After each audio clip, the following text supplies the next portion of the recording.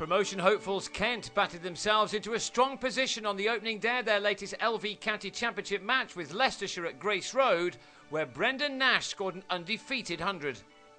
Matthew Hoggard won the toss and asked Kent to bat first, and after a sluggish start in which no runs were scored off the first 21 deliveries, both Sam Northeast and Rob Key started to tee off with some attacking strokes. Kent came into this match 19 points off the promotion places, but with this game in hand on second place Hampshire, who'd surprisingly lost at this ground last week. Kent then knew the importance of getting themselves a good first innings score, something Key and Northeast were soon helping with, as their opening partnership began to advance rather promisingly. They, perhaps more than most, have missed some good chances in the second half of the season to win games, and they may have viewed this match as the last chance saloon for their promotion aspirations. The hard work of the first half an hour was rewarded for both batsmen as they both recorded 50s. Northeast got to his at the same time as the 100 was brought up. His had taken him 90 balls and had included 7 fours. 10 minutes later, and Key also had reason to raise his bat. His sixth boundary had taken him to his 50, which had been made off 80 balls. It was the 110th time in his long career that he'd made it to at least 50. 46 times he's turned that into 100. It took Leicestershire until 10 minutes before lunch to earn their first wicket. Northeast on 52, superbly held by diving Ned Eckersley off a fine leg side glance. That brought to an end an opening partnership of 110.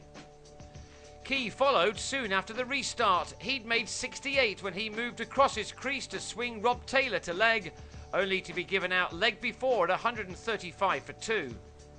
The big moment of the day came next ball. In a rush to get off the mark, Nash took on Josh Cobb, who would have run the batsman out had the ball not just missed the stumps at the non-striker's end.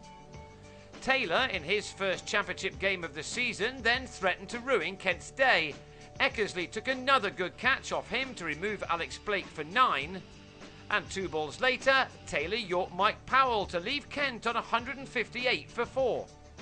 That brought the former Leicestershire man Darren Stevens to the crease to join Nash, and this pair ensured that this sudden loss of wickets didn't turn into a full-on collapse, as they added 30 for the 5th wicket in the next 8 overs.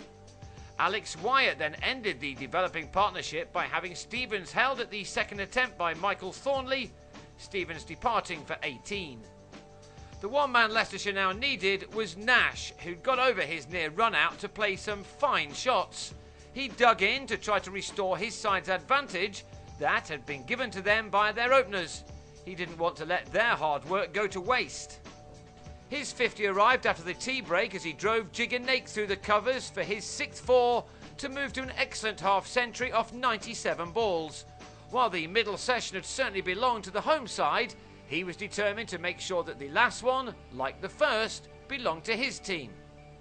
It may have been different had Thornley been able to hold on to a sharp chance offered by Geraint Jones.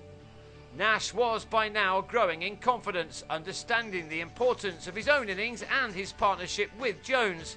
He turned the returning Taylor over long leg for a 6. His was now quickly becoming the innings of the day as he changed gears in moving from his 50 to his 100. The Leicestershire attack weren't able to bowl a consistent containing line and length, and when they missed either, Nash was able to punish them with some delightful shots.